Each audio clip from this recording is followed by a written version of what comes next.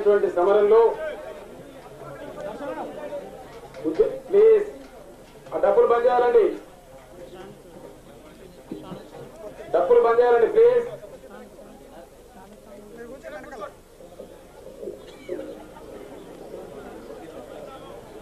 అనేకులు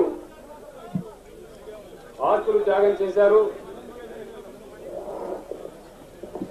నెలల తరబడి జైలు జీవితాన్ని అనుభవించారు. వేలాది మంది లాఠీ చార్జీలకు గురి అయ్యారు.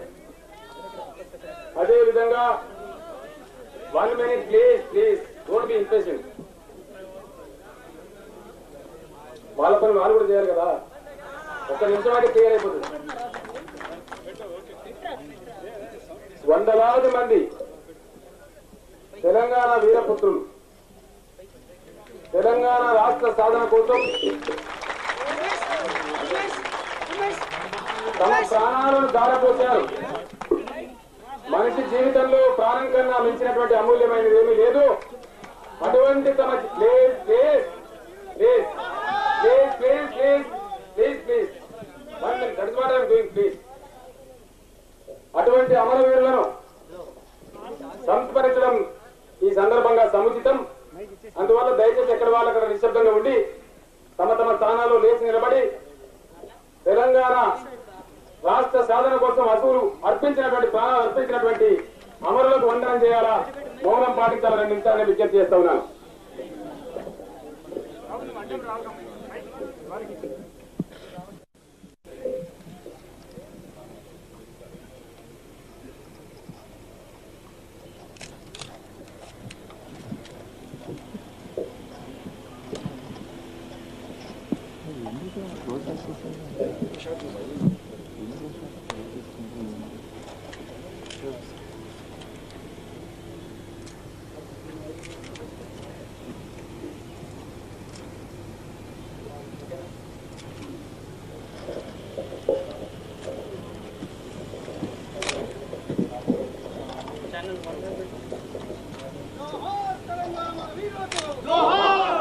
దయచేసి కూర్చోండి, వేదికను అలంకరించవలసిందిగా విజ్ఞప్తి చేస్తున్నాం. ప్లీజ్ బ్రదర్, దయచేసి ప్లీజ్.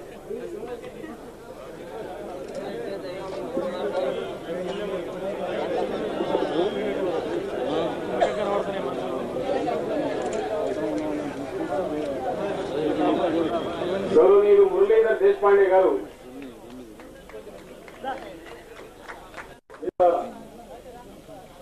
సంయుక్త ఆంధ్ర రాష్ట్రంలో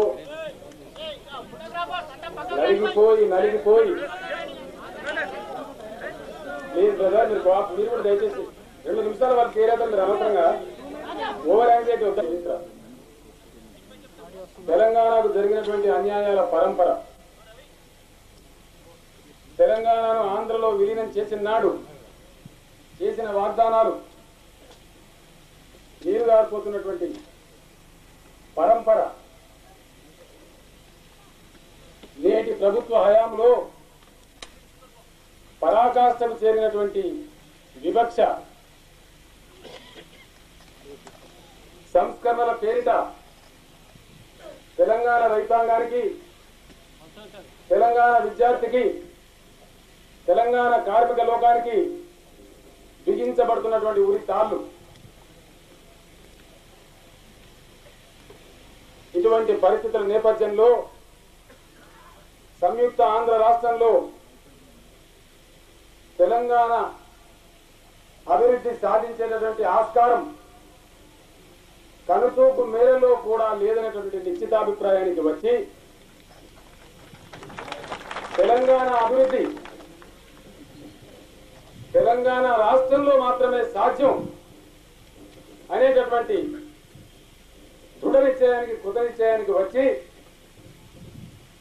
తెలంగాణ రాష్ట్ర సాధన కోసం ఉద్యమించడం కోసం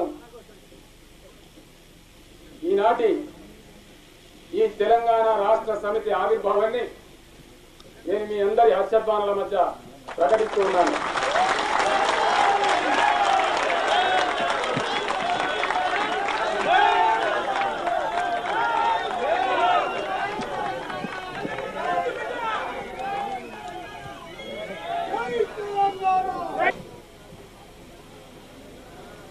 తెలంగాణ పులి బిడ్డలు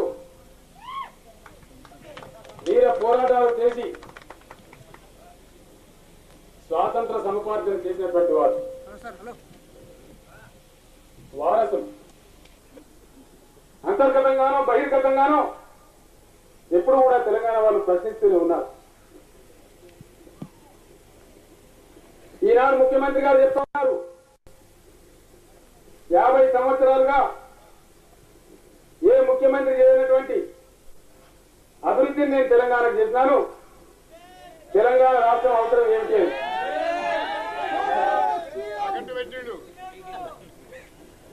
నేను ఒకటే మాట్లాడుతూ ఉన్నాను. 50 సంవత్సరాలలో అయ్యా ఏ ముఖ్యమంత్రి చేయనటువంటి అప్పులు తమరే తెచ్చింది కదా. తెచ్చిన అప్పులంతా తెలంగాణకి ఒరగబెట్టినట్టు, వేరే ప్రాంతాలకు ఏమి ఇయ్యనట్టు తెలంగాణను మాత్రమే అప్పులు చేసుకొని పాలు తేనె కలిపి తాగించినట్టు తేనె పూసిన కత్తి లాంటి మాటలు మాట్లాడుతూ ఉన్నారు. ఏ ముఖ్యమంత్రి గారిని సూటిగా సమాధానం చెప్పవలసి కోరుతా ఉన్నాను. నేను 3 ప్రశ్నలు దాటలేదు. అవి కూడా ఉడకలేకపోయినాయి. పూర్తిగా పల్లెల మాదిరిగా తాంబాల మాదిరిగా తయారైపోయింది. జూరాల ప్రాజెక్టు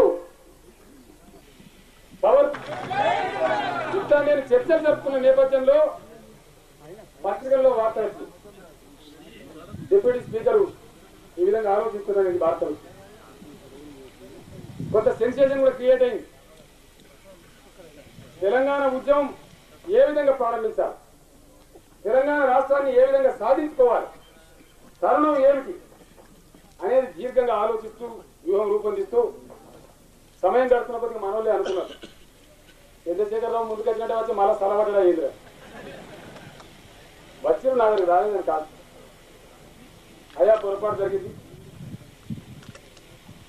నువ్వు స్పీకర్ పదవి తీసుకుంటావా, క్యాబినెట్లోకి వస్తావా, ఇది ఏ పోర్ట్ఫోలియో అంటే ఆ పోర్ట్ఫోలియో ఇస్తున్నావు. నేను ఒకటే మాట చెప్పిన, అయ్యా నేను రాసిన ఉత్తరం రాజకీయంగా పదవి పొందడానికి కాదు. ఈ రోజు కూడా చెప్తున్నాను, తెలుగుదేశం పార్టీలో ముఖ్యమంత్రి గారు నేను సీనియర్, తెలుగుదేశం పార్టీ నిర్మాతల్లో నేను ఒకరిని, ఏ 1 నుంచి ఉన్నాము. తెలుగుదేశం పార్టీలో ఏదో రాజకీయం పెట్టాలని ఐడియా నాకు లేదు. నేను మనసు కాలి రాసిన ఉత్తరం నీటి తీరువాకు సమానంగా కరెంటు బిల్లు చేయమను, నేను కూడా ముఖ్యమంత్రిని అభినందించుకోవడం లేక అని చెప్పాను. కానీ ఏదైతే తెలంగాణ నాయకులకు కుక్కకు బొక్కేసినట్టు ఒక పదవి ఇచ్చి తీసుకోవచ్చు అన్నటువంటి మీ దురాశ దుర్బుద్ధి ఏదైతే ఉందో దయచేసి ఆ ప్రస్తావన నా దేవతలు నేను చెప్పడం జరిగింది, అనేక పర్యాలు చెప్పడం జరిగింది. కాకపోతే సమయం కోసం వేచి చూస్తూ ఉన్నాం. ప్రజలు తమ అభిప్రాయాన్ని చెప్పాలంటే ఈ దేశంలో ఎన్నికల తప్ప ఇంకో గత్యంతరం లేదు. ఈ రోజున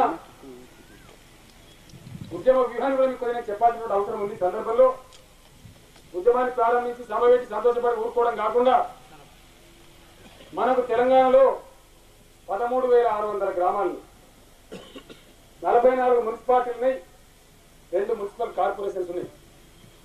ఈ మున్సిపాలిటీలు మున్సిపల్ కార్పొరేషన్లలో 1500 పైచిలకు మున్సిపల్ వార్డ్స్ ఉన్నాయి.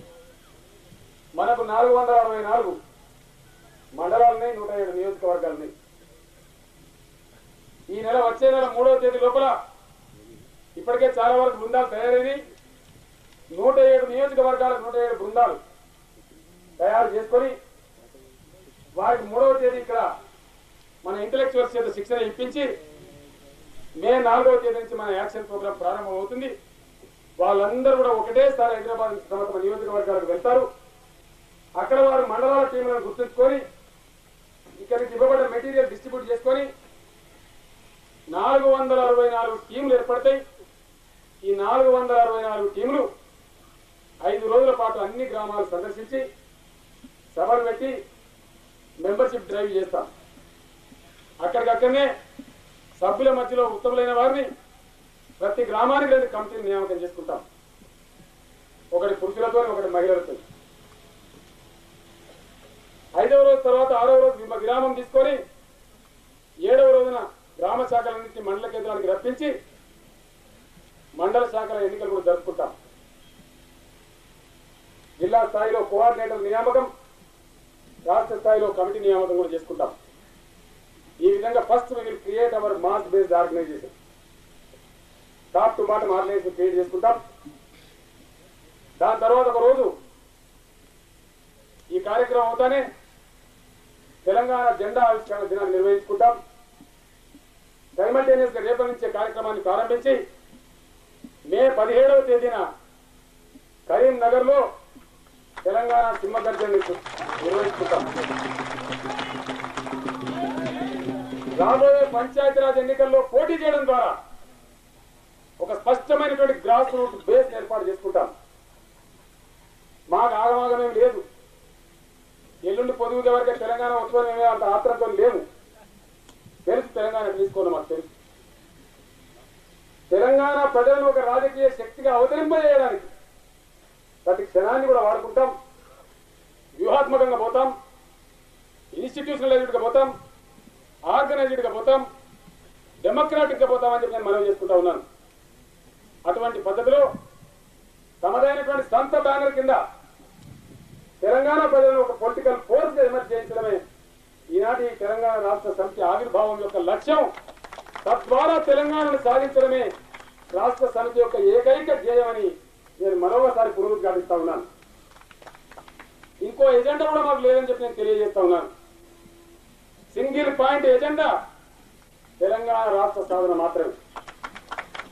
ఎందుకంటే చాలాసార్లు చూసినాం 6 పాయింట్ ఫార్ములా అన్నారు, తెల్లారే మూసినట్ల వారికి జోనల్ సిస్టమ్ అన్నారు, అసెంబ్లీ సాక్షిగా అమరవీరుల సాక్షిగా దానికి సంపాదించుకున్నటువంటి తెలంగాణ బిడ్డలను పదవుల కోసం కక్కుర్తిపడే వాళ్ళని చిత్రీకరిస్తా ఉన్నారు. ఎవరికి కావాలి పదవులు?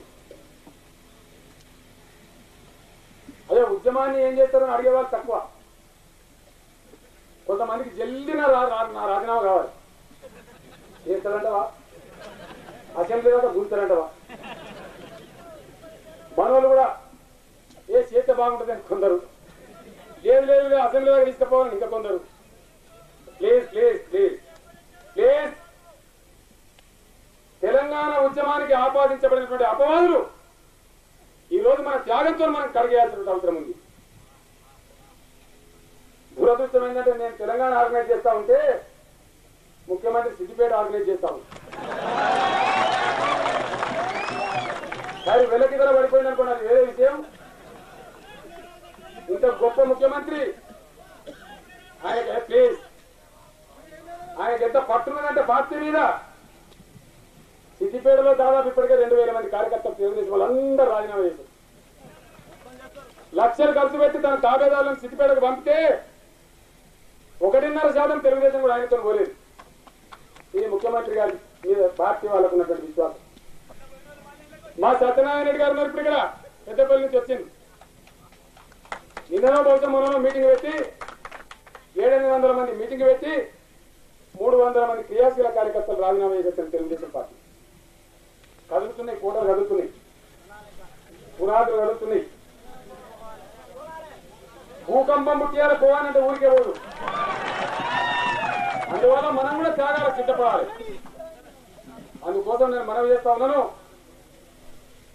తెలంగాణ నాయకులకు అపవాదులు అంటగట్టి పౌరుషం ఉన్నటువంటి తెలంగాణ రక్తాన్ని మలినం చేసేటువంటి రాజకీయ కుట్ర ఏదైతే జరుగుతా ఉందో ఆ అపవాదులు కరిగేయాలంటే, ఉద్యమం ఈనాడు జగదగ మెలుస్తూ పోవాలంటే అందరికన్నా ముందు నాయకత్వం వహించినటువంటి నేను త్యాగం చేయాల్సిన అవసరం ఉంది. రాజీనామా కోసం ఎవరైతే గడగడగడ వరుస్తున్నారో అసెంబ్లీకి లాగుతారా ఇస్తారా, లాగుతారా ఇస్తారా? నేను ఒకటే మాట చెప్తా ఉన్నాను, సిద్దిపేట ఎమ్మెల్యే నేను కావాలనుకుంటే పూల బుట్టలో పెట్టి పంపిస్తారు నా సిద్దిపేట ప్రజలు. అంత అభిమానం నాకు అక్కడ. పోయిన అసెంబ్లీ ఎలక్షన్లలో కూడా కేవలం 2 రోజులు మాత్రమే నా నియోజకవర్గంలో నేనుండి ఇతర ప్రాంతాల్లో నేను తిరిగినాను. అయినా కూడా చాలా బ్రహ్మాండంగా ఎప్పుడు నాకు గతంలో ఎప్పుడు నాటువంటి మెజార్టీ ఇచ్చి 30,000 మెజార్టీ మా ప్రజలు గెలిపించిన ప్రజాస్వామ్యాన్ని కాలరాసే విధంగా ఈ ముఖ్యమంత్రి నేనే సిద్దిపేట ఎమ్మెల్యేని ప్రకటిస్తాను. నేను సవాల్ చేస్తున్న దమ్ముంటే ఈరోజు ఎవరికి కావాలి పదవులు? ఈ పదవులు ఎవరికి కావాలా? ఒక్క ఆఫ్టర్ ఆల్ డిప్యూటీ స్పీకర్ రాజీనామా కాదు, ఈరోజు 3 రాజీనామాలు నీకు పంపిస్తా ఉన్నాను. డిప్యూటీ స్పీకర్ రాజీనామా తీసుకో, తెలుగుదేశం సైకిల్ గుర్తు ద్వారా నాకు వచ్చినటువంటి శాసనసభ రాజీనామా తీసుకో, నీ తెలుగుదేశం పార్టీకి ప్రాథమిక సభ్యత్వానికి రాజీనామా తీసుకో.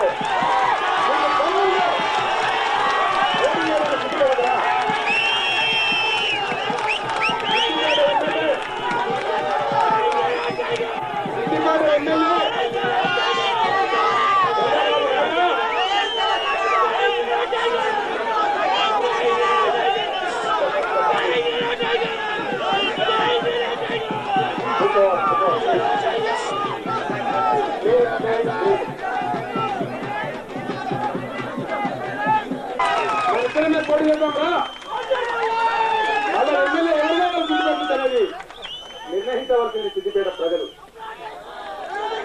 ఈరోజు ఈ ఉద్యమాన్ని నడపడం కోసం అన్ని త్యాగాలకు సిద్ధపడి రావడం జరిగింది. ఈ పదవులు పట్టుకొని పాగులాడే తత్వం లేదు, పదవులు కాదు, అవసరమైతే నా ప్రాణం కూడా దారి